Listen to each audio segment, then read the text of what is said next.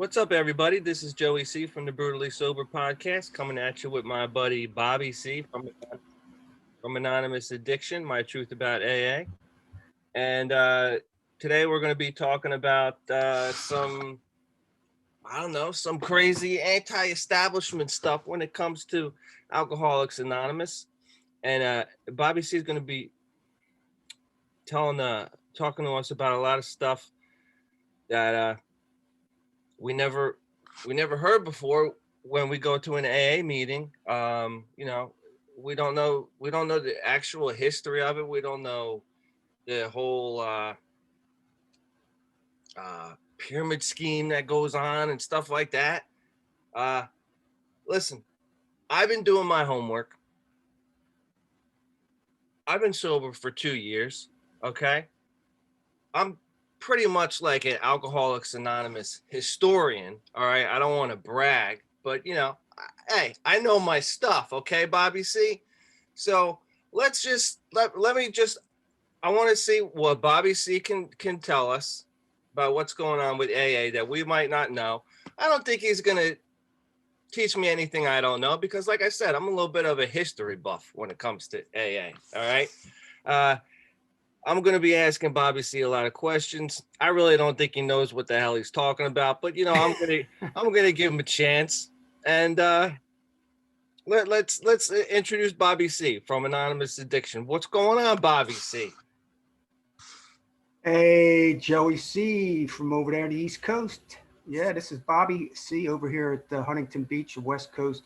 So yeah, me and Joey get together every Saturday. This is our thing. This is how we kind of uncover, recover, and discover some truths about ourselves, society, AA, the world, the universe. This thing is like beyond recovery, really. We're going to be going beyond recovery when we talk about this stuff.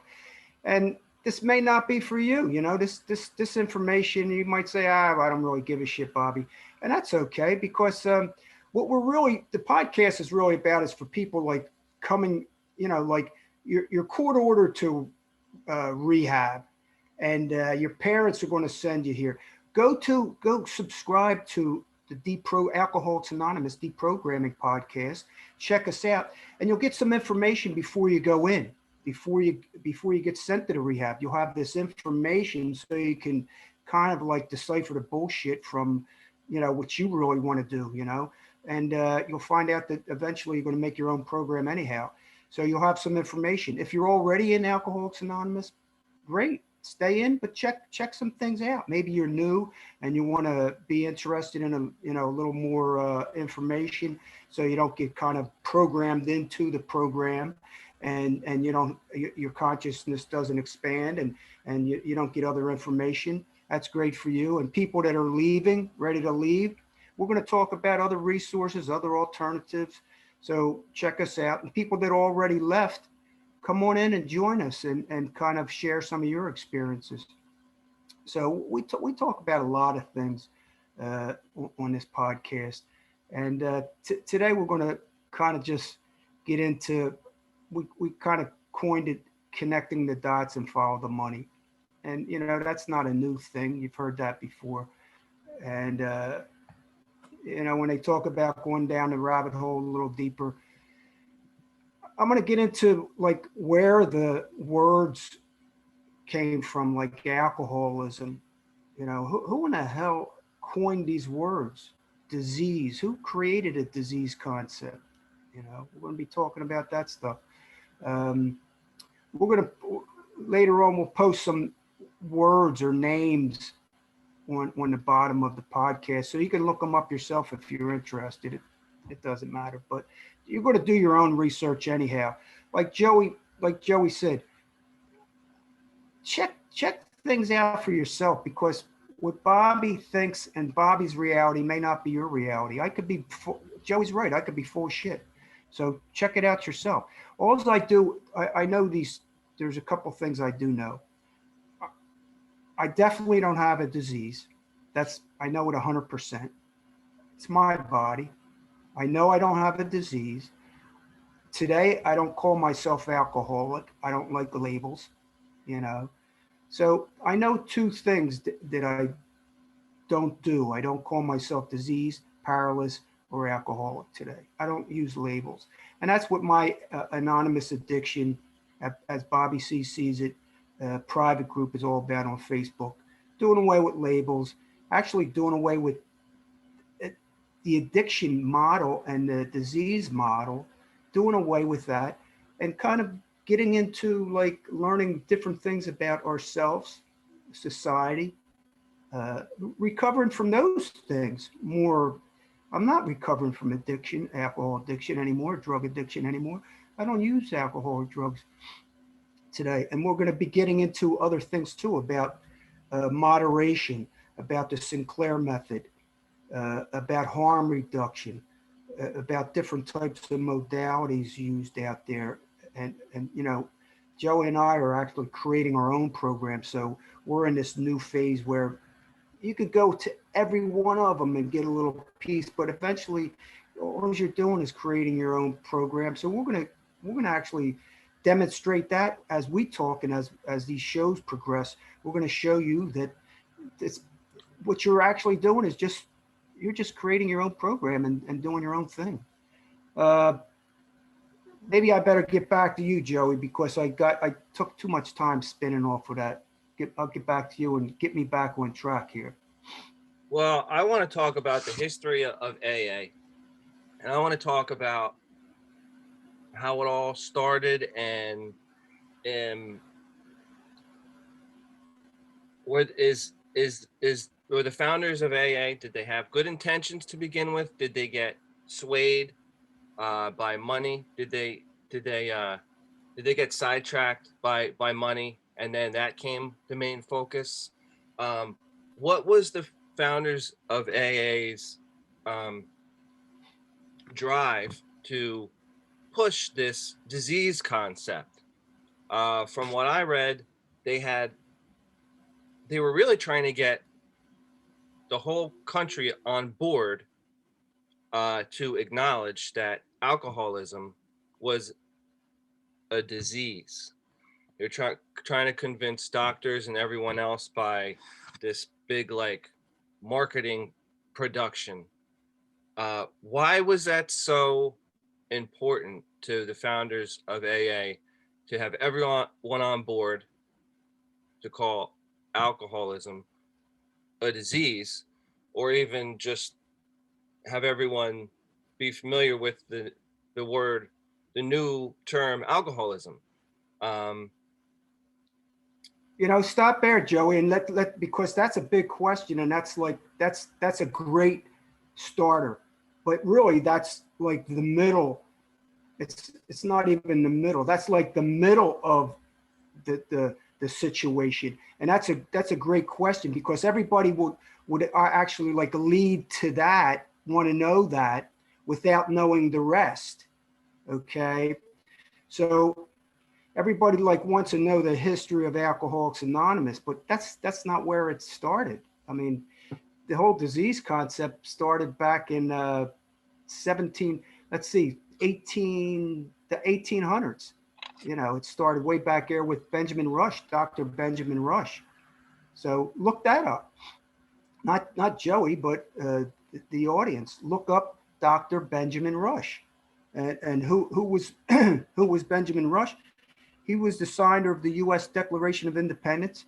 He was a physician, a politician, a social reformer. And here's the key. When I'm going to start talking about some of these things, he's the founder of the Dickinson College. Okay, this is where it's all goes. It's all going to. So he was one of the first people. He probably wasn't. It probably even went back further, and we can go back further. Uh, Actually, they called it a sickness. They called it sin and sickness and illness way back. Seneca, back in the Roman days, talked about alcohol. Uh, so, but we'll start with like Dr. Benjamin Rush. He was born 1745, died 1813, and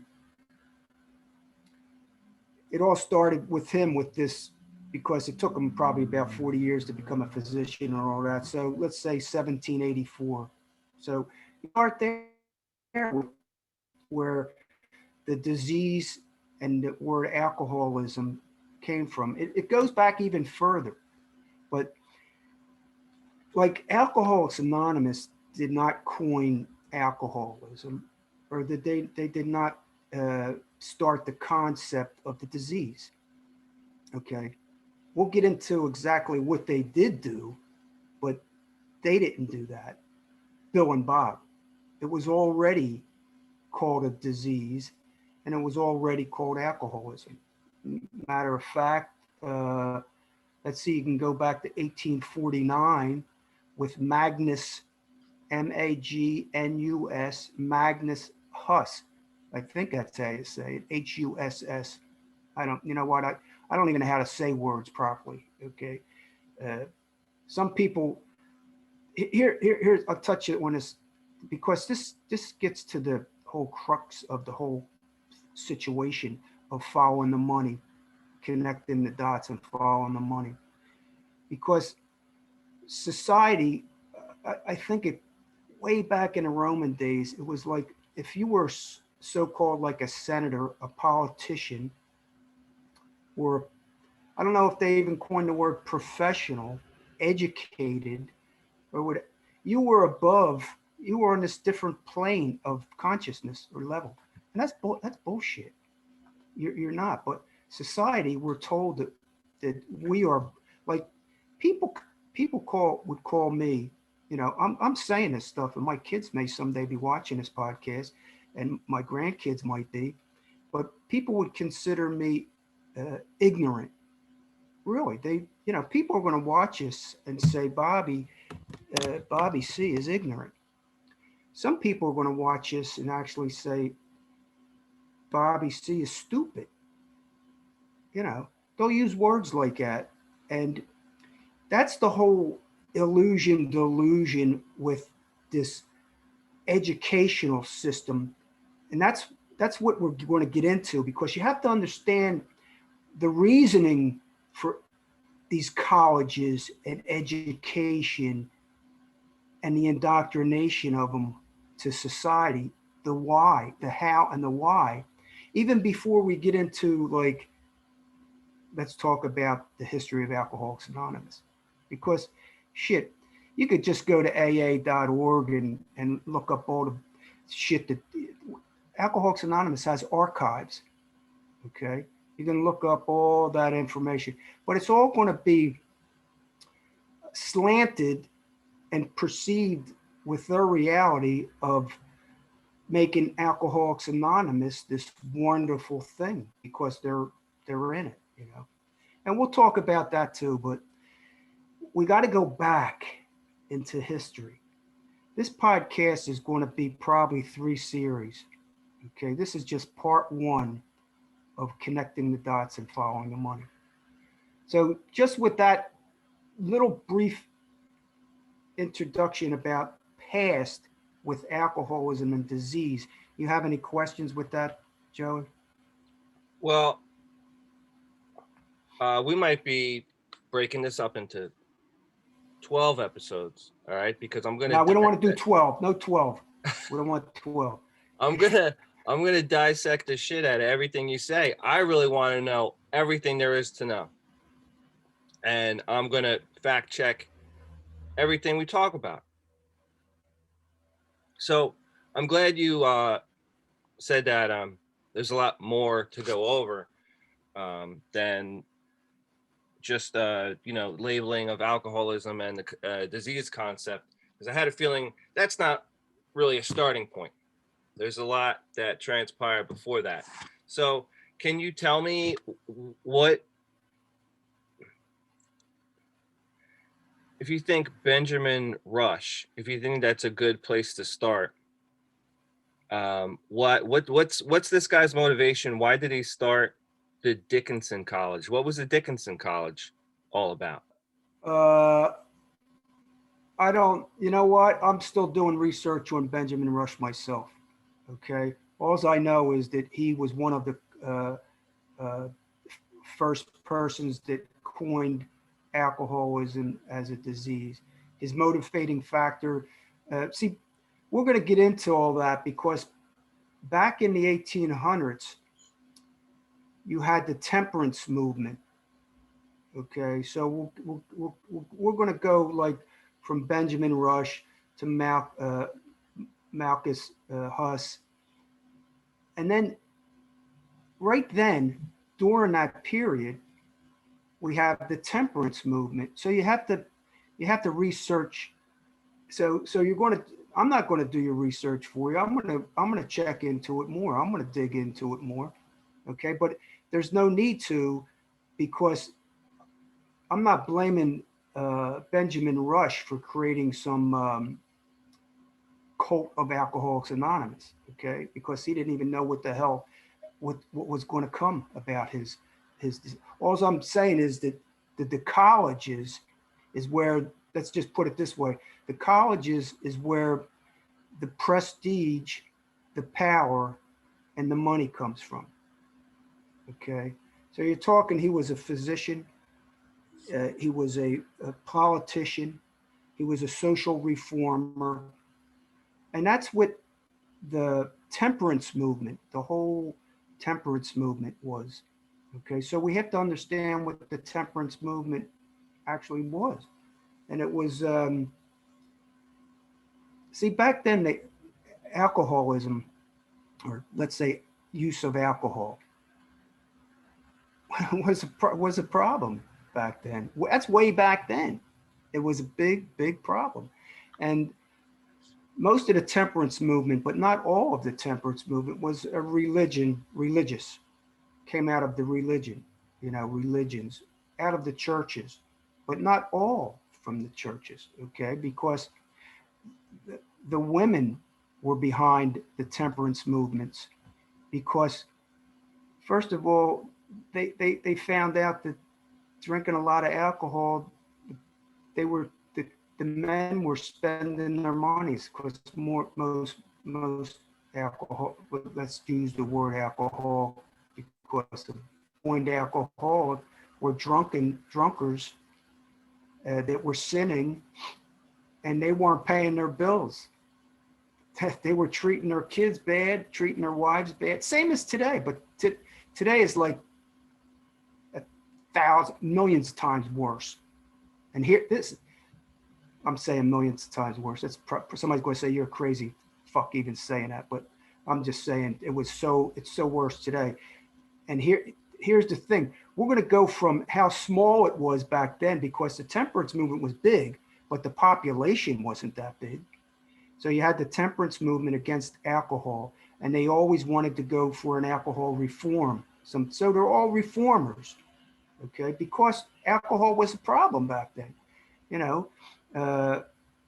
crime, all kinds of stuff. People seeing that people couldn't perform work properly. So you got to understand the temperance movement. Now, I'm not going to tell everybody about the temperance movement because I'm doing my research and I keep on looking it up. But it brought about, the temperance movement brought about the prohibition. See, everything connects, okay? So, Rush, Magnus Huss, temperance movement, prohibition, even it's called the Second Great Awakening, was 1820 to 1830. That was, it was called the Second Great Awakening. That was big in Boston. It was part of the temperance movement, but expanded, and they were actually educating. That's why I go back to the educational system, the colleges. That's where the money is. People don't understand that. People look at Alcoholics Anonymous and just say, "Oh, it's just a beautiful thing that helps all people save their lives. Millions of people save their lives." And hey, a lot of people get saved, do save their lives, but it's coming from them. It's not coming from any other thing. But as we get like deeper down, and we could go back into the temperance movement. We could talk back into the prohibition, because this thing you can't just talk about thing. It would take, like you said, it would take a whole podcast just to talk about uh, Benjamin Rush, you know. So we're not going to do that right now. We're going to keep on going back. So the prohibition, so the temperance movement, then the prohibition was 1920 to 1933. Okay, 1920 to 1933. The Volstead Act, it's the 18th Amendment. Everybody heard of the Roaring Twenties. I mean, people heard of the Roaring Twenties. You heard of the Great Depression. Well, this all ties in. So you have to understand temperance movement, prohibition, the Roaring Twenties, the Depression, because Bill came out of the Depression. It was nearing the end of the Depression. So people want to just know the history of Alcoholics Anonymous. Nah, you got to know what happened prior to all of that uh, forming of Alcoholics Anonymous, because there was so many other things before Alcoholics Anonymous that was just like Alcoholics Anonymous. Okay, Alcoholics Anonymous isn't a new phenomenon, because even like the Emmanuel movement in 1906, the Emmanuel movement, Emmanuel, from the Emmanuel Church. That goes back, that's 1906. That's before, Bill and Bob, right? Well, they had programs to reform alcoholics. And they always kept with the word alcoholic, alcoholism, and they all labeled it a disease because it was labeled, so it stuck. And it was, see, the disease model allows society to create all these layers of education, colleges, medical fields, because it takes the responsibility off of the person and it places it on the institution. Okay? So it's taken away from you. I'm making it a disease, so it's really not your problem. I'm going to straighten you out. So understanding all that, not all that, but understanding some of that right now. So you go to the Emmanuel movement, 1906, and there's a bunch of stuff that came out of that. I mean, I have it all written down and documented and stuff like that. But people are going to have to research their own stuff on their own. But we're going to go back to the Emmanuel movement. We'll go back. But I'm just giving the viewers a little spit of things to research, because I'm not here to do all your research. Research yourself. You know what I mean? Check this shit out yourself. If you're not really interested, you're not going to do it anyhow, And does it really matter? What I'm actually doing is laying the groundwork for all the next uncovering, recovering, and discovering about AA, society, the world. That's what I'm laying it out about. Okay? You think it stops at AA and Alcoholics Anonymous? Think again. So you had the Emmanuel movement, which they blended in like the non-denominational. Bill copied everything. All the 12 steps are all copied. He says that the first step was kind of from Dr. Silkworth and him and Bob, Bob and a couple other people kind of. And then they said they coined the word one day at a time, but I think that came, I'm almost positive that came from somewhere else. But so go to 1921 now, Oxford Group. Okay, that's where it all came from. Bill copied most of the pledges, and Frank Buckman, 1921. That's where Bill's sponsor, Ebby sponsored Bill, but it wasn't Alcoholics Anonymous. There was no such thing as Alcoholics Anonymous. It was the Oxford Group. Bill, Bob, Ebby, they all went to the Oxford group. I mean, Lois even went in the beginning. Oxford group. Let's see, in 1930s.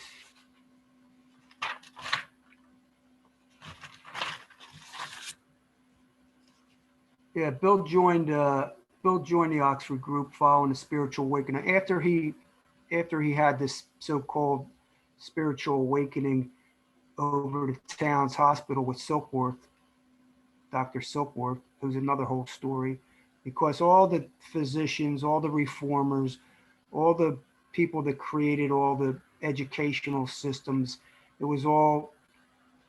I mean, a lot of good came out of it, but it's the motivation, it's the power, prestige, and the money that came out of it, because it could have been kept so simple, because it's as simple as me and Joe talking and wanting something which we have a desire to maintain or stay sober or get sober.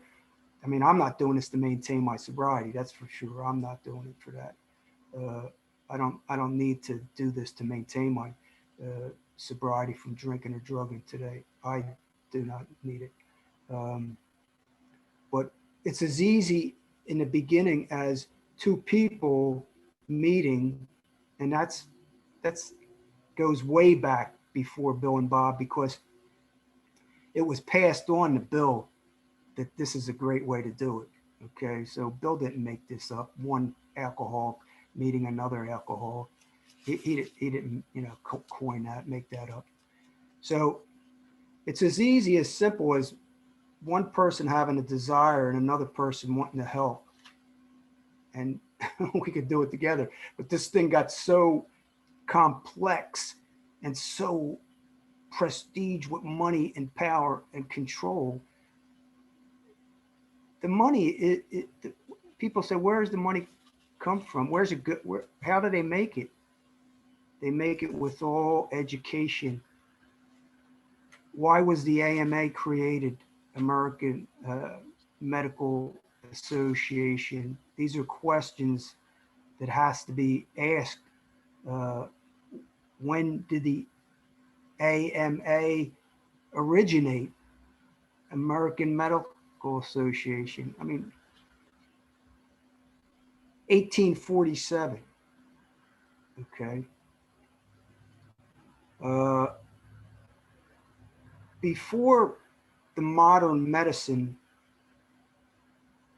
came out, before modern medicine, most medical schools, they talked about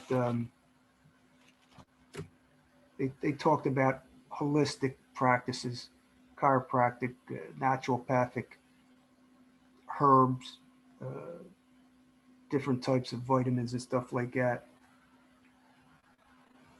That's where Rockefeller comes in at. Okay, that's about the time in 1901.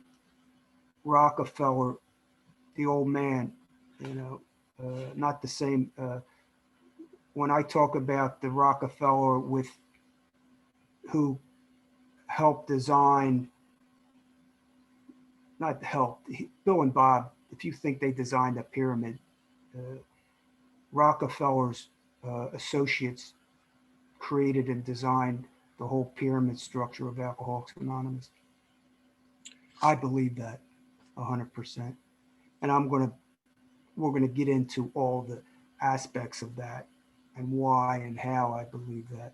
But I'll stop right there for a couple minutes. Maybe you have some questions, Joe.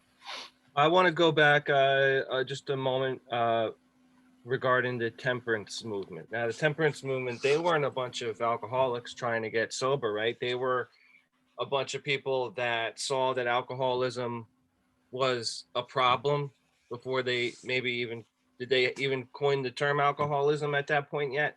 Were they a bunch of people that said, look, there's a bunch of drunks around here. I don't know what the hell to do with them. All our guys are getting drunk. It's not a good thing. Was it just an abstinence driven movement by people that did not have a problem with alcohol. Is that what that was?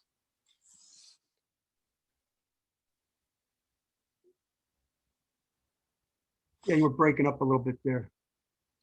Is that The answer to that is, yeah, you're right. It wasn't. Most of it was reformers.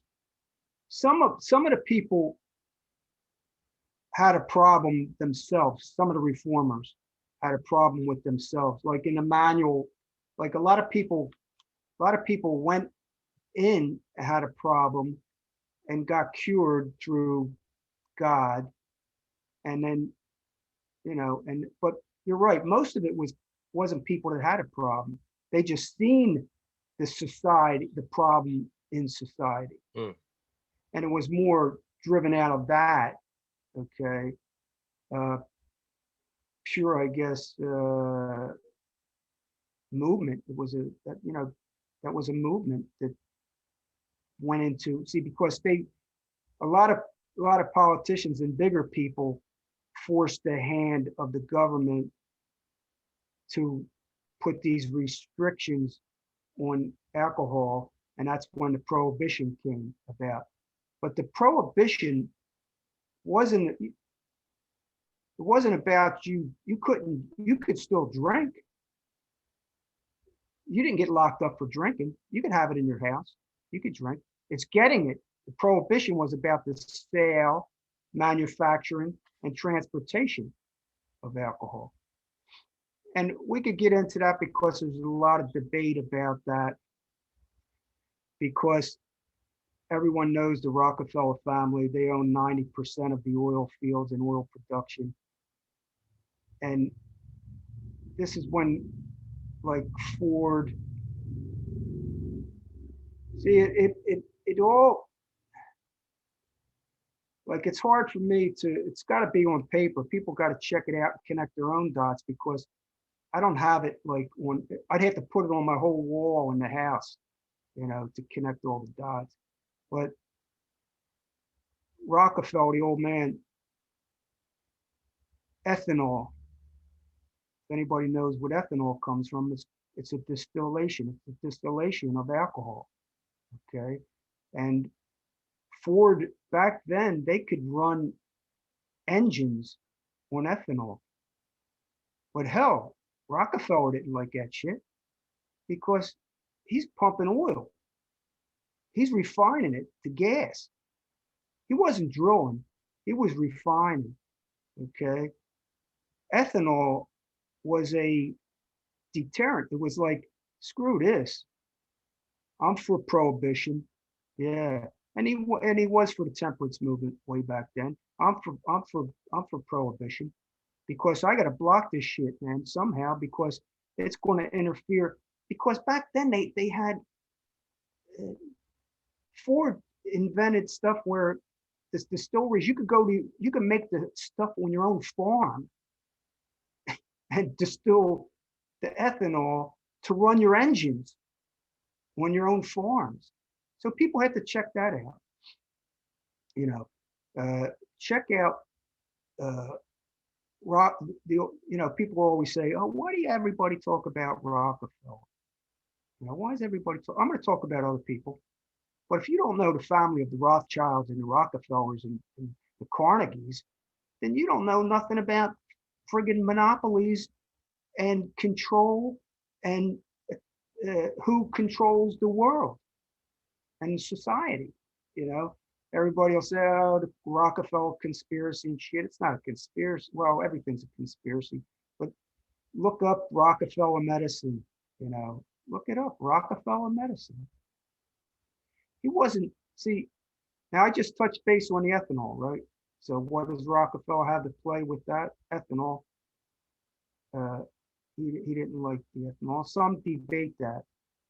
Okay, if you know Rockefeller, how he worked, he talk about tentacles, Joe. Remember, you always talked about you got your hands everywhere. Mm-hmm. Rockefeller had his hands everywhere, everywhere. Okay, and the next thing he grabbed his hands on was the education system. 1901. Okay.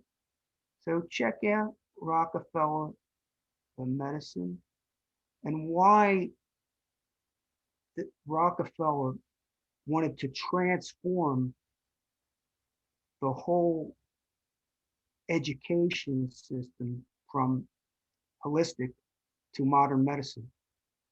People got to check that out. If you don't check that out, you're not going to, then you could just dispute anything I say if I started with, oh, Rockefeller had so much to do with the design and the creation of Alcoholics Anonymous. Oh, Bobby, how can you say that? Well, I'm telling you how I can say it. And this ain't, I'm just touching on the shit. Okay.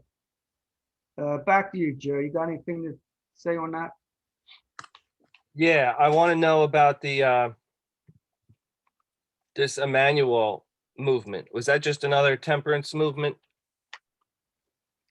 Actually, that was like a therapy for alcoholics and alcoholism. That was Okay. they actually that was like more or less a reform. It was a pretty good concept because it incorporated psychotherapy, relaxation. It incorporated a lot of different dimensions of modalities that Alcoholics Anonymous doesn't have. It wasn't bad. And let's see, there's a couple people that came out of that, and actually one of the Emmanuel movement was a psychologically based approach to religious healing introduced in 1906 as an outreach of the Emmanuel Church in Boston, Massachusetts. And in practice, the religious element was kind of de-emphasized. So they kind of like de-emphasized it, just like alcohol. Like I'm saying, everything was copied. Bill did not, it was all copied. The Emmanuel movement de-emphasized the religious aspect, went more towards a psychological or behavioral aspect therapy. And the practice of religion was de-emphasized. So they didn't want to keep on saying God, God, God, God. And the primary modalities was individual and group therapy. So they started like to do a lot of one-on-one, which, didn't I say that? Didn't I go back to that? One-on-one, okay, and group therapy. We're doing, see, this thing, when I'm talking about money, power, prestige, I'm talking about layers and layers and layers and layers of governmental agencies with the AMA, how the AMA controls all these layers. You can't do nothing without the AMA, okay? If I say I'm a therapist, I get locked up because they control everything that has to do with medical, okay? So when I talk, I'm going to talk about medical. Rockefeller he controlled all the medical back then, okay? He put so much money into designing this new modern medicine that it was sick. Okay, I'll look back and tell you exactly how much money. He just kept on pumping money into it because he wanted to control the whole industry. Because you know why? What do you think drugs are made out of? Okay. He bought the biggest pharmaceutical industry back in 1901 in Germany. What do you think drugs are made out of? Synthetic. Oil. They're made out of oil. Oil. Okay. People don't understand the oil industry and the chemicals. Okay. Like DuPont, Pierre DuPont. We can even get into him later, but All right, so we got the I got Benjamin Rush. He's talking about alcoholism way back in the day. We got the Temperance Movement, which is kind of like a bunch of guys and gals saying that women, yeah, a whole bunch Yeah. of people getting messed up around here from alcohol. We got to do something about it. So wait a second. Let me just say, not a whole bunch. It was huge. It Was went you in. It started to go into. It came from other countries first. Okay, okay? it came over here. That movement, the temperance movement, was big. It was big. Okay. And then where did prohibition fall in regards to the temperance movement and the Came uh out of the it came out of the temperance movement because of the reformers. They pushed it. That because there was, first of all, look, the wealthy people were involved in all this shit. They're involved in everything. Okay, these wealthy people, you think they want a bunch of drunks? They call them drunk, drunkenness. You want the drunkenness on the streets and the drug addicts and all this other stuff. So they had money backing them. The money, the oligarchs controlled politics, and they still do today. So they were the ones that pushed what they wanted. It doesn't come out of government. It comes out of the money people above the government. And why was the reform? Why did they push? It's deep, and we'll get into it deeper. Why the prohibition lasted for 13 years. Prohibition lasted for 13 years. That's a long time. And what came out of the prohibition? What do you think came out of the prohibition? Joe? uh I don't know, the illegal transfer of alcohol. Crime.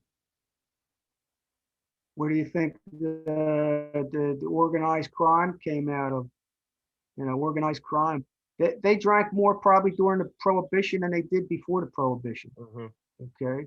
So what the hell was the reason? It's deep, deep. I'm even searching deeper into it. It goes way, it's deeper than what the hell we know. All I know is crime. Roaring 20s. What the hell do you think they called the Roaring 20s came out of that? All the mafia, all the crime organizations. I say the mafia, but they were all mafia.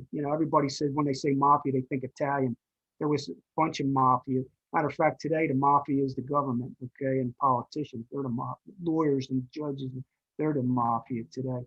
But organized crime came out of that, and more drunkenness, and more ways of producing alcohol. You know, they figured out more ways of producing it instead of, and it was about prohibition was a failure. Let's just say that, okay? They say it was a big failure. It's just like the drug on war is a failure. Why is that? We could get into that maybe in another podcast. I'd like for people to tell me all about the war on drugs. What a bunch of bullshit.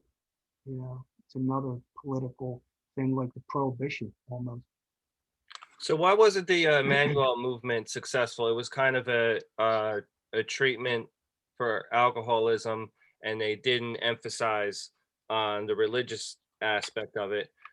When Alcoholics Anonymous was on the up and coming, did the Emmanuel movement exist then? Did they straight up just snatch up their idea while it was still happening, and then they ran with it? Why don't we know?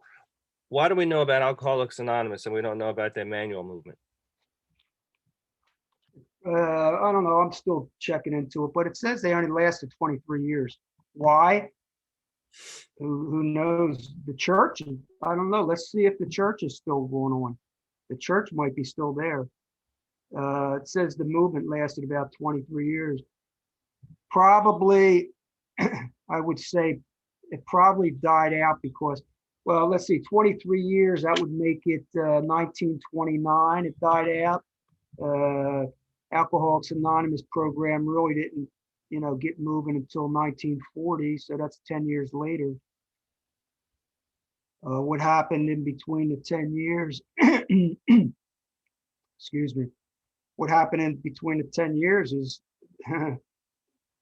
that's when we'll get into more of that, okay? Because you're talking the 1920s now. So you're talking modern medicine, and the Rockefeller family creating all these colleges and institutions. We'll get into that, but so when we get into one thing, we should do a segment on each one somehow where we could talk about just three of them, where I could do more writing and research, where I could break it down more. And I have this stuff all over the place. And for me to keep on piecing it back is very difficult for me. I got to have some type of a system. But it kept on changing. Out of that, the Jacoby Club, Jacoby, Jacoby Club. Patty Keegan held the first AA meeting in the basement over there in Boston on 1940. Yeah, it kind of spun out.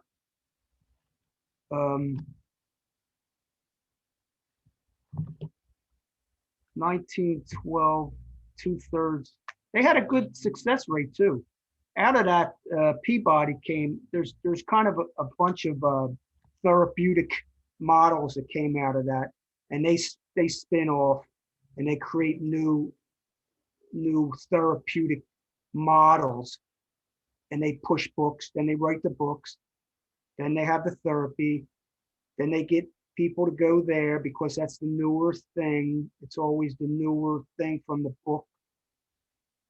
And it's always the newer thing from the school and the college or education. So it kind of burned out, but it was supposedly they had a pretty good success rate. But getting back to that Great Awakening, the Second Great Awakening, which was that was a big movement. It was called the American Temperance Society for the Prohibition of Temperance. In 1826 in Boston, the movement was actually, they took a pledge, and we could get back to that and show you how Matt Talbert plays a part in this pledge, because they send alcoholics to Matt Talbert's a Catholic retreat. It's big. Matt Talbert retreat's big, and everybody in AA knows about it that's Catholic and religious. They all go to the retreat, and they all recruit other people to go to the retreat and get a coin. I have a coin, Matt Talbert retreat coin. And they give you the coin for life, and the whole thing is to canonize Matt Talbert and make him a saint. He's like at the next level to the sainthood. And so this whole thing, all these programs are based, the true nature base is religion. Okay. Religion flows through them all. Okay. So February 13th, 1828 in Boston, within 12 years, that had 8,000 groups. That's a lot of groups. They had 8,000 groups and over 1.25 million members, and taking the temperance pledge. So that was just from the American Temperance Society, and it spread through the country. And then, like I said, books. Lehman Beecher wrote a book called The Six Sermons of Intemperance. It was all about books, but it was all about the educators. It was all about parishioners, priests, ministers, reverends. They were all entwined with it. And that's why Matt Talbert, we had a priest, like I mentioned before, even back when I went in 37 years ago, the priest took his collar off and he seen where the movement was coming. I went to this priest, like a year, two after a year and a half, 2 years, and did some of my step work with him, did my fourth and fifth with him. And after he after he took his collar off, he started one of the big movements, ACOA, CODA, started all his private groups, went and got his degrees so he could start programs, program. It's all spin-offs. It's all spin-offs, but the AMA controls most of the money because everything is regulated. It's all controlled, regulated, licensed. Nothing comes out of the AMA. Said 1847, Nathan Smith Davis kind of started the AMA. And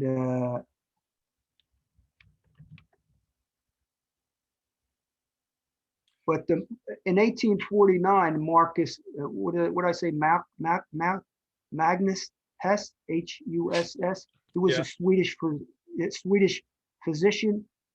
They say he coined the word alcoholism, but Rush was using the word alcoholism.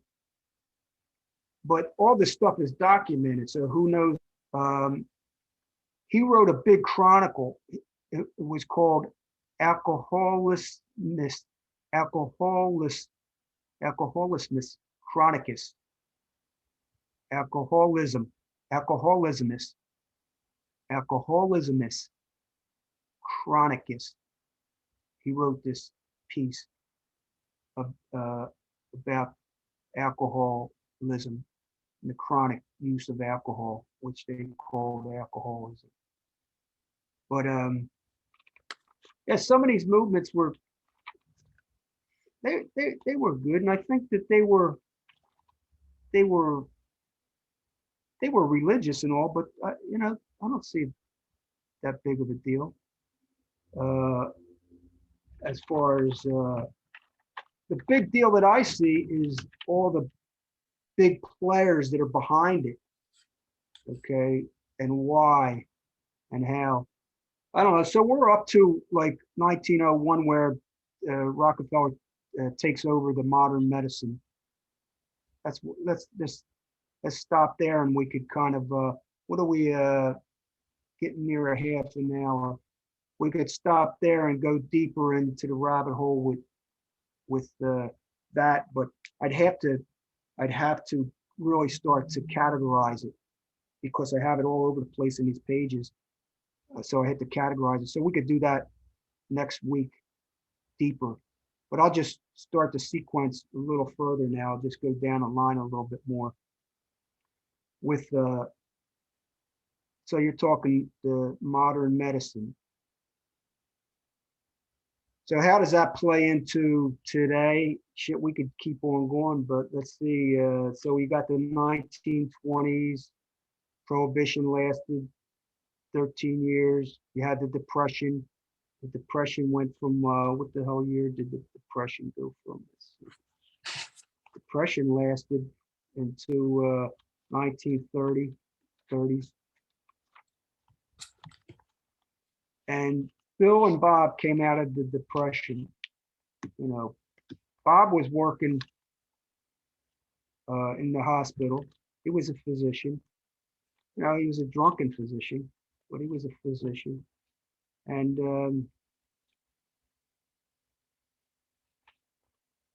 Ebby came out of the Oxford group. I'm just going to go briefly because you can find all this shit on AA.org. Ebby comes out of the Oxford group, and so did a couple other people. I have it all written down, but I don't have it in my brain. There's other people that could tell you this stuff in a second because they're AA historians. I'm not an AA historian. I'm a person that does research outside of the AA structure to know why the pyramid was created. That's what I'm all about. So Ebby comes out. He meets Bill. Ebby sponsors Bill. Bill gets sober, December 11th, 1934, right? Ebby's already sober. Bill belongs to the Oxford group. He don't know nothing about Alcoholics Anonymous. He don't know nothing about nothing. Oxford group is helping him stay sober. Why? Because Bill wants to. Okay. Bill said he had a spiritual awakening at Towns Hospital. He met Dr. Silkworth, and he's been in and out of friggin'. It's just like everybody else. How many times did I promise I was going to quit drinking? It's just like anybody. It's just like anybody else. His story is no different than anybody's. Not one, no different. He decided. He says God did it, but whatever. He believes that. It's okay. He decided he wanted to get sober. He met Ebby one-on-one, me and you, two people meeting. Bill gets sober. But the Oxford group told him, they're the one that's telling him you got to meet another person. You got to grab another person. This is how you're doing it. So Bill didn't come up with this. Okay, the Oxford group came up with it. So Bill goes out and he talks to somebody and he gets a referral from the secretary from the Oxford group, and she's been trying. She's been in the Oxford group and she's trying to get who was Dr. Bob, working on him, helping him get sober. And Bill turns Bob on to the Oxford group, and now Bill and Bob's together, one-on-one. Actually, Ebby went back out drinking, but he came back in. Ebby came back in, and eventually, I think he died sober. Yeah, he died. He died sober. But so this is all out of the Oxford group. Dr. Bob and Bill kept on going back to the Oxford group. They had meetings in their houses, Oxford meetings. Okay, wasn't Alcoholics Anonymous. They went there for a bunch of years. Let's see. So there's a bunch of movements going on already. Bill Wilson isn't coming up with anything new really, except how he was able to create a huge following, I guess, is the difference. But there was a bunch of stuff going on, and a bunch of movements going on, and it sounds like Bill and the founders of AA stole a bunch of ideas. I want to ask you about, why is it important? How does Rockefeller's monopolizing everything, the oil, and he's concerned about the ethanol, and is he paying the AMA to come out with things so he can monopolize even more with the pharmaceutical and create a pharmaceutical industry and things like that? Who is Rockefeller? Is Rockefeller own the AMA? The AMA is, look, it's like the lobbyists own the government. I mean, the government's separate. AMA is separate. They create it, but the AMA does whatever Rockefeller and all the associates and all the money people say to do, because money, power, prestige controls everything. Okay, so they hijack the AMA. Okay. So that's what Rockefeller did.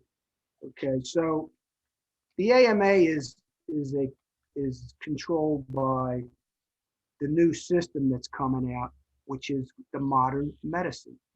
Okay, so let's just get right into something. We could get back into that. I have this all down. I'll tell you how much money Rockefeller put in, how many different colleges he created, how many foundations he created, how many layers of education he created.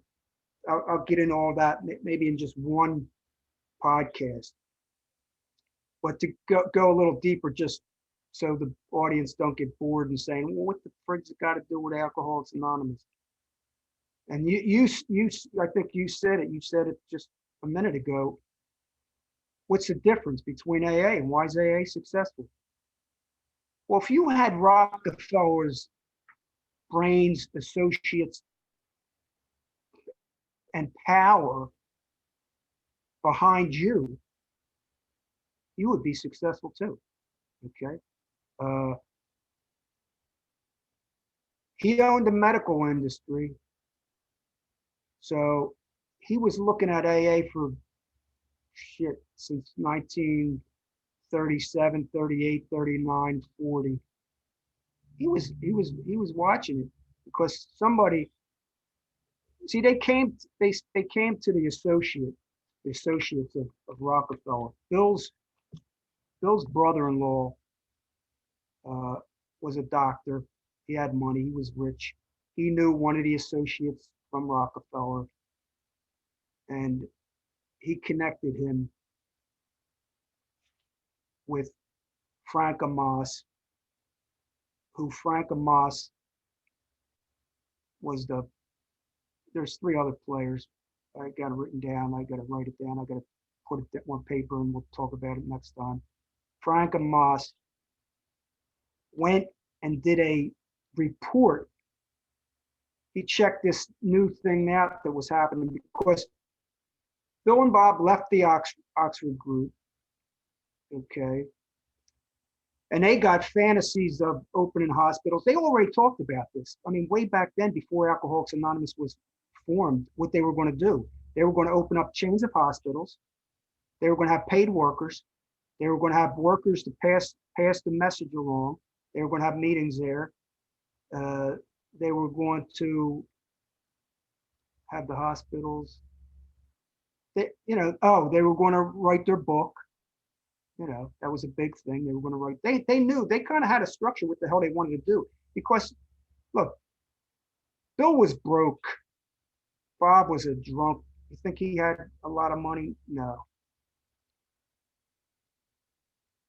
They were both at one point high in their achievement. Mm-hmm. They were doctors and stockbrokers. Bill was a stockbroker. He was a money man. He was making money. He was flipping. He was, the Great Depression. What happened with the Great Depression? The collapse of the economy, the stock market crashed. Bill was in the stock market. Okay. So Bill was broke. Okay. Just think. I mean, what we got to be dummies to not figure this shit out. Okay. Bill and Bob broke. So Amos comes up. They got connections. They set up and they meet. They didn't meet Rockefeller. I'm talking, when I say Rockefeller now, I'm not talking about the old man. Okay, I'm talking about John D. Rockefeller Jr. Okay, so John D. Rockefeller Jr. seen all this stuff. He looked at this. His family's still in the medical, all the hospitals, colleges, all the different things. So he sees, let's get the disease, alcoholism. Let's put this into it.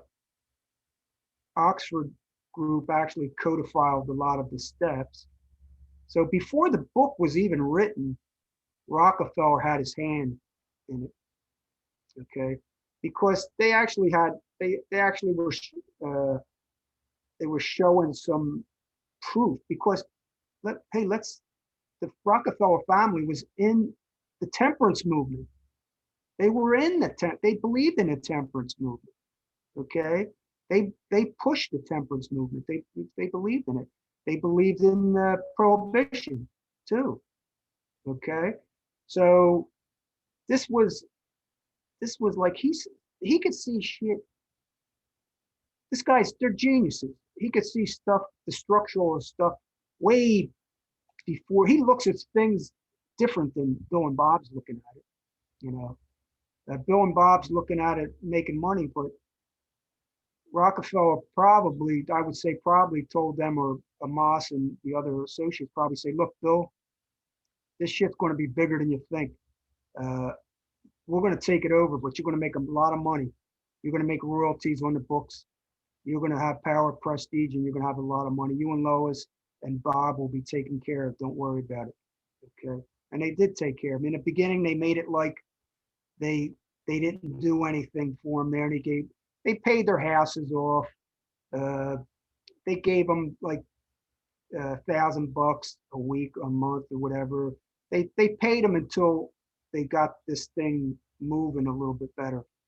And Amos did a report. There was 40 members, and it wasn't anonymous. The report wasn't anonymous. Matter of fact, you can look it up.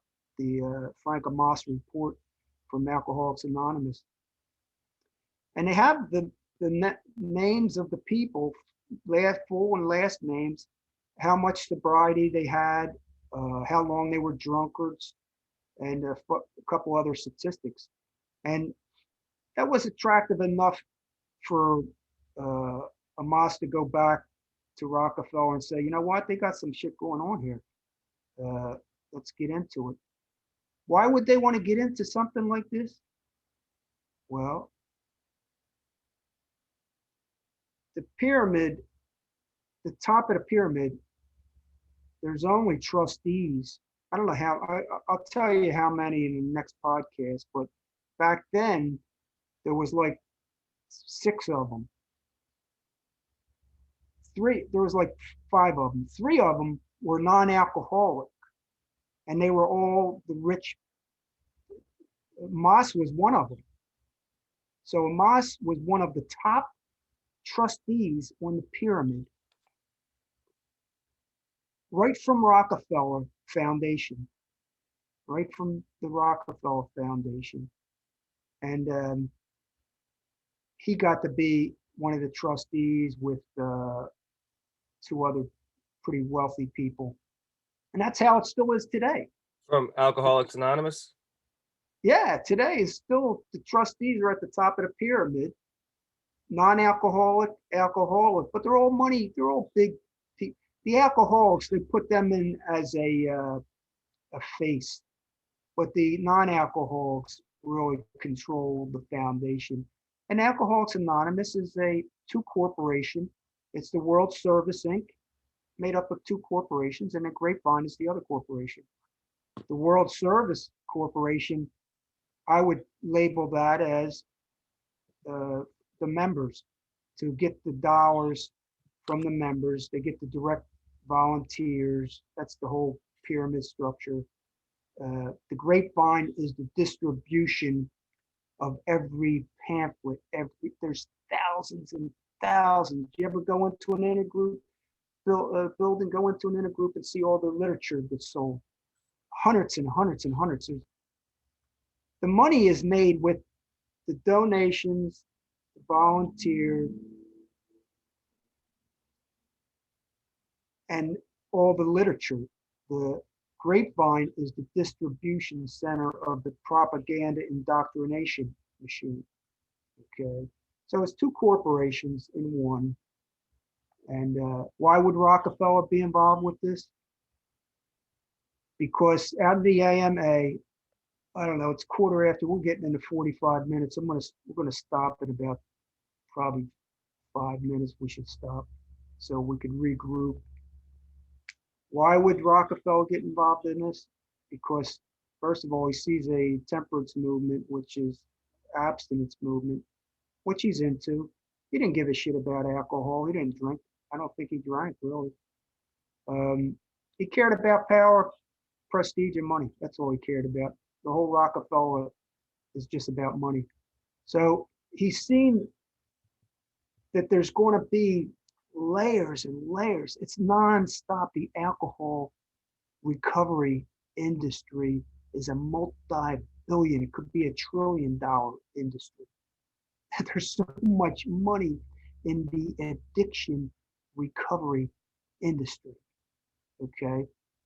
So he wanted to monopolize that whole industry, and everything is approved and comes out of his pyramid of medical, the modern medical industry, which then is the psychiatric. That's where they really capitalized on the money. What came out of that? Retreats, rehabs, halfway houses, sober houses, court systems, the war on drugs, doctors sending you? Where do they send you? The treatment centers. How many treatment centers? That's when the Betty Ford Center started. That's when this center started. I'll get into all the different aspects of that. Why do you think Narcotics Anonymous came about? Cocaine Anonymous, all under the 12-step umbrella. Every piece of education. You can't go teach somebody, man, although let us do it in Alcoholics Anonymous, but don't dare call yourself a therapist because you need to go in and you got to pay money. You get alcoholics that got 6 months sober, they're going to become a counselor. How long does that take? You get layers, cost you this, regulations, rules, structure. Who gets the money? Where's the money go? Cha-ching, cha-ching. Where's the money go? All the way to the education system. It's all about the education system. It's about the professional, medicalizing everything, diseasing everything. It's endless. I have it all written down. I don't even know where in the hell I have it right now. How Marty Mann, Jerenick. The next episode we'll talk about Brinkley Smithers. Talk about the money that he poured into the education, the colleges, and the medicalization of alcoholism. College after training. Where did Marty Mann play a part in there? Marty Mann, 1938, 39. Marty Mann, 1940. Same time Rockefeller came in. Marty Mann and Jernick met. Jernick was a scientist. Brinkley was the money guy. Okay, he was the big, powerful money guy. Put millions and millions and millions and millions of dollars into all these colleges for all these layers of education and committees. Like I said, I don't have them in front of me, but we'll get into that. We'll get into more about Rockefeller Foundation. We'll get into more about Marty Mann, Jernick, where Jernick come in. Where did Brinkley Smithers come in? And Smithers' father, Christopher, founder of IBM.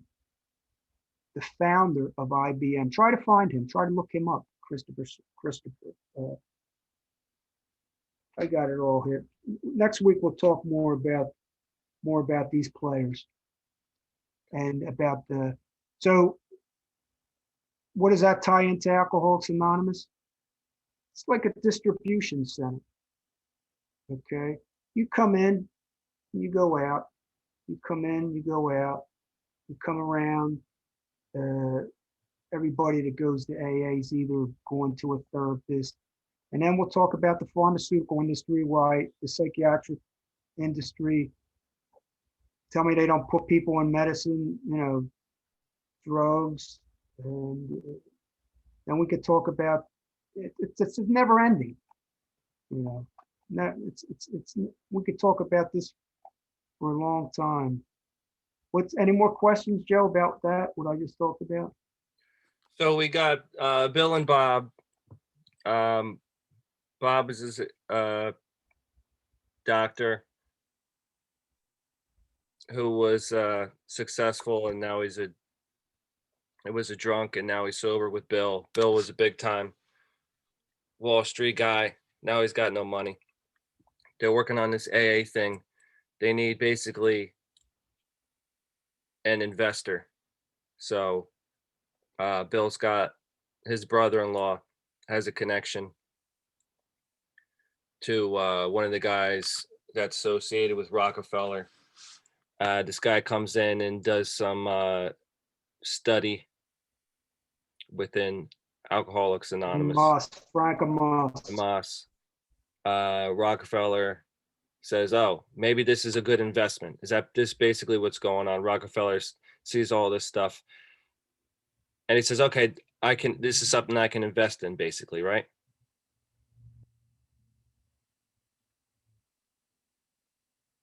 I'd say yes. It's more like he didn't pump in all the money because Rockefeller ain't a dummy.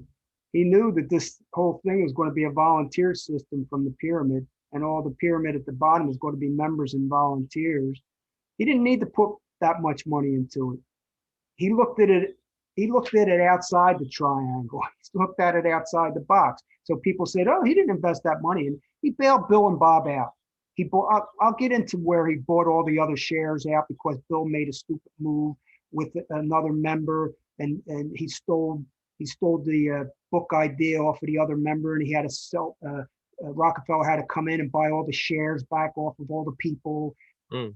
Well, it's all documented. it's not no secret, but we'll get into that too. But yeah, Dr. Leonard Strong, and then you had William Richardson, and then you had Leroy Chapman, and then Frank Amos. These are all players. And then they came in about like, in the 38, 39. They were keeping their eye on it. Marty Mann came in like 39, 40. She had a brief relapse. But here, Marty Mann, we'll get into what part she played in it. Rockefeller he didn't care what she was creating. He cared about the big picture.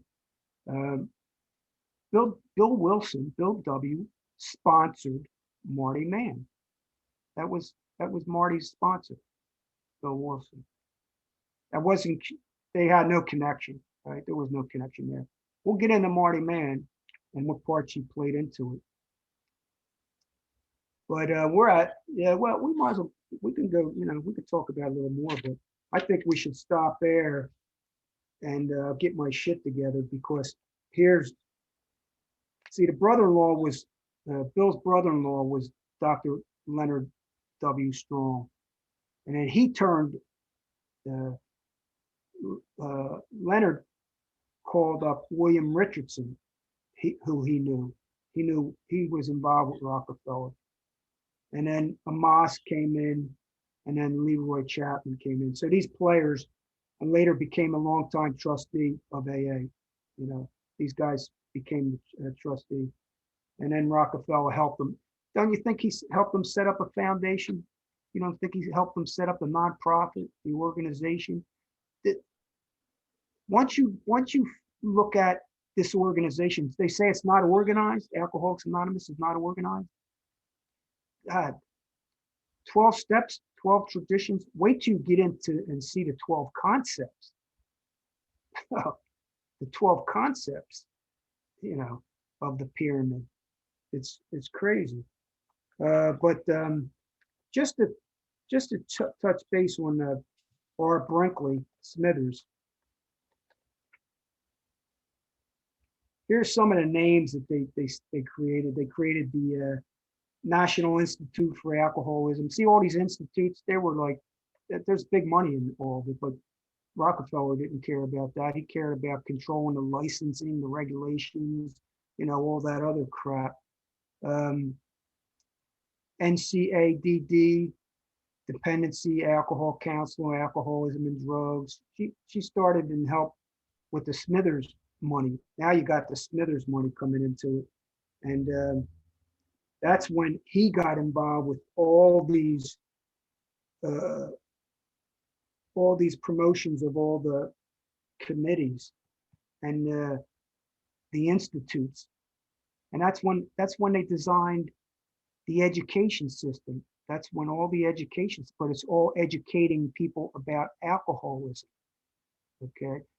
They created, that's when they involved the family.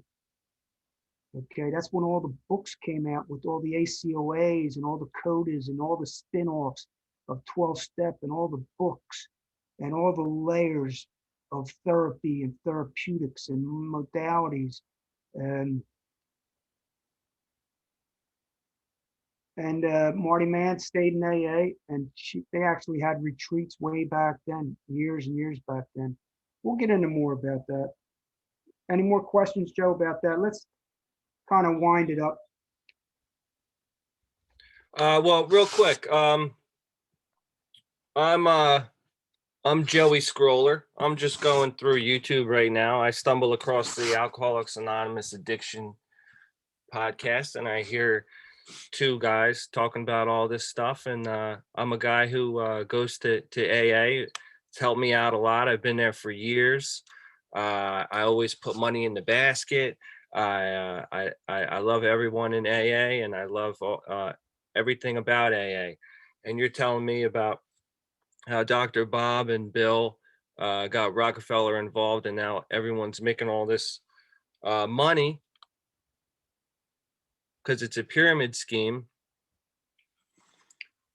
Well, I think that Bill and Bob have very good intentions, and they needed money to do the things that they wanted to do to help people. So they helped people, and the collateral damage was what? Just people. They made money off it. So what if people made money off it? They're also helping people. What does Alcoholics Anonymous Deprogramming Podcast have to say about that? Well, if you want to stay in, if you want to believe the alcoholism is a disease, you want to stay in and keep on going to meetings. This is about you leaving the meetings and searching. Not you don't have to leave the meetings. It's just this is about going deeper into recovery of yourself, the world, and the universe. So if you want to just stay in and you're fine exactly where you're at, there's no big deal with that. Stay there. Me personally, I think it's an enslavement. I don't think it's freedom. When you give your will, life, and care over to a society, I think that's enslavement. I don't think that's healthy. I don't think that's a very healthy way to live. So this podcast is helping people to expand their knowledge, okay, to learn some more things. And I'm doing this series, like if we're doing 1, 2, and 3, I'm doing this for me more than anybody. Okay. For me to get it out of my body and to get it out here. I'm really, it's kind of like selfish for me to do it because I'm doing it for me. If somebody else is going to learn something from it or grow from it or expand from it or whatever, go further down the rabbit hole from learning something new beyond AA, because my podcast, Anonymous Addiction, is not just deprogramming from Alcoholics Anonymous. It's deprogramming from society, okay, and the world, not just AA. I always say ourselves, AA, society, and the world. So what do I hope for the viewers to accomplish this? Just to think. Question. Are you going to leave here, if you listen to this whole thing, critical thinking is able to hold a thought and kind of listen to it. If you're not a critical thinker and you're not really open, because Alcoholics Anonymous is honest, how it works, honest, open, and willing. Well, if you're not truly honest and really open, not because Alcoholics Anonymous, you're not going to be open in Alcoholics Anonymous. Okay, that's a bullshit. That's part of Carnegie's thing, and it's all indoctrination. It's all parroting. It's all brainwashing to get you not to go out of the triangle. If you want to stay there, fine.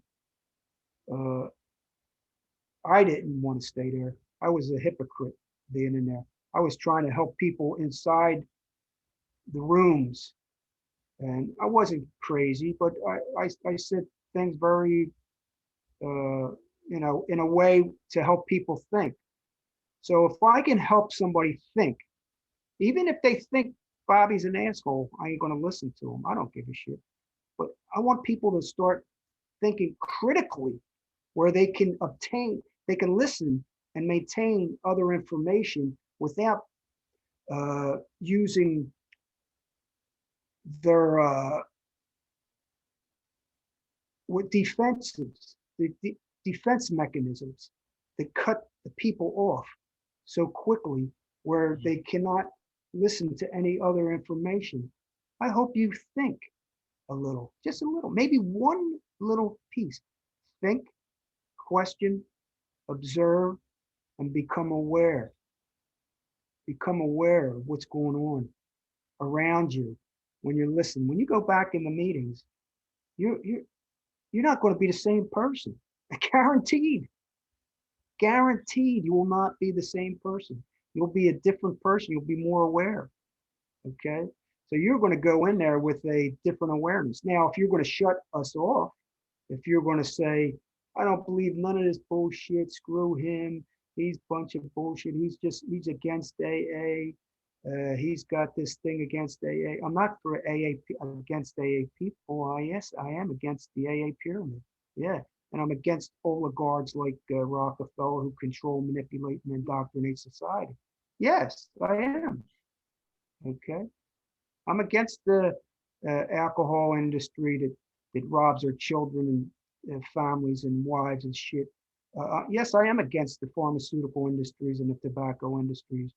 But do I believe in the power of choice? Yeah. I'm not against alcohol. I'm not against drugs, and I'm not against cigarettes. I'm against the hierarchies that control us, control society, manipulate us, and brainwash us with lies and this delusion of how beautiful and how great these products are when they're not. You know, I hope they come out with something like that. And if they don't, I don't know. I'm getting something out of this. That's for sure. I'm getting a release. Am I getting more pissed off? No, I ain't. I'm not pissed off. I ain't pissed off, but I got all this stuff in my head and all this stuff and all this, I want to get it out to the public. I know we're running a little bit long, but our listeners know us by now. We can drag out a our closeout for a good half hour or so. So it ain't nothing new. If you guys want to press pause, press pause. I want to ask you one more question, Bobby C.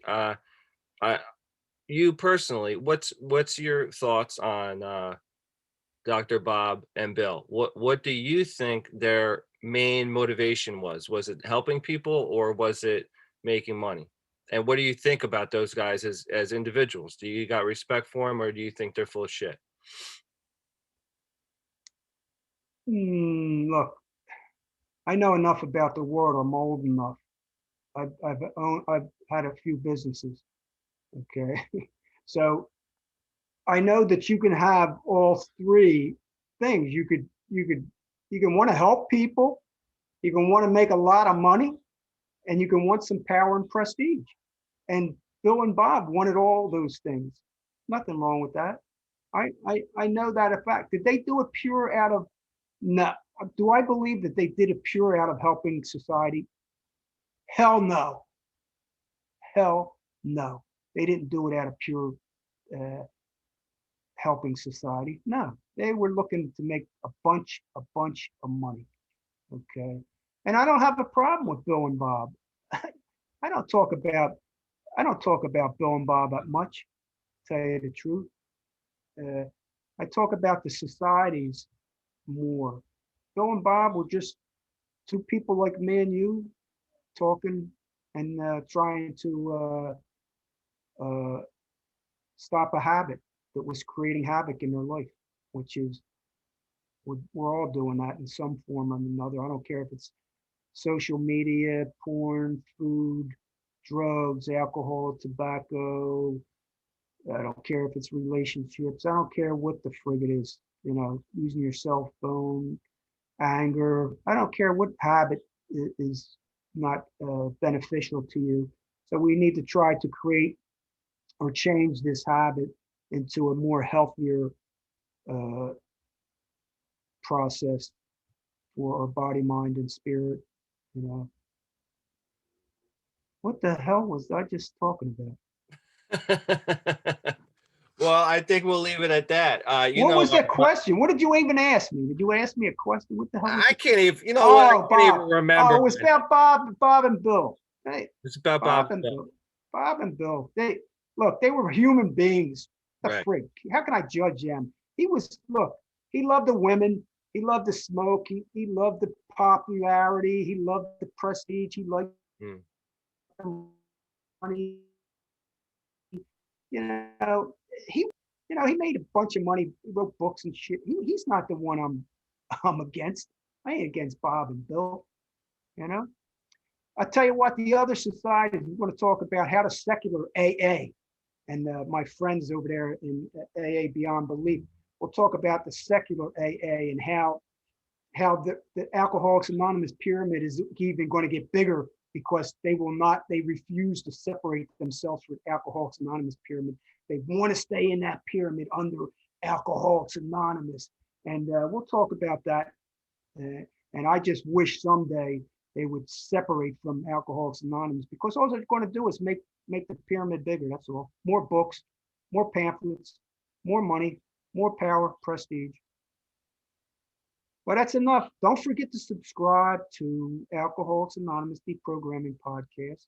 Check me out on Anonymous Addiction at My Truth About AA as Bobby sees a podcast on Facebook. That's Back right. to you, Joey.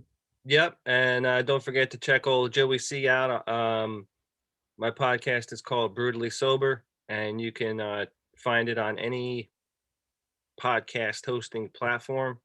And remember, this is Alcoholics Anonymous Deprogramming Podcast. We're just a couple of guys shooting the shit. No hidden agendas. My opinion is going to change daily. Information that's coming into my head is going to accumulate, and things are going to change. And I'm going to continue to be open-minded. And I'm going to question Bobby C consistently.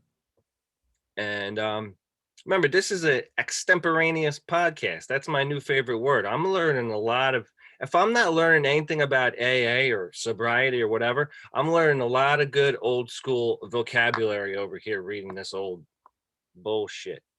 All right. So if you stuck with us for this long, we're probably going on about 2 hours. Well, you know what? God bless you. And we're going to be coming back next week, and we're going to do it all over again. Don't forget to subscribe, and we'll see you next week. This is part one of a 3-part series, so stay tuned for part 2 next week. Have a good week, everybody. Signing off. Take care.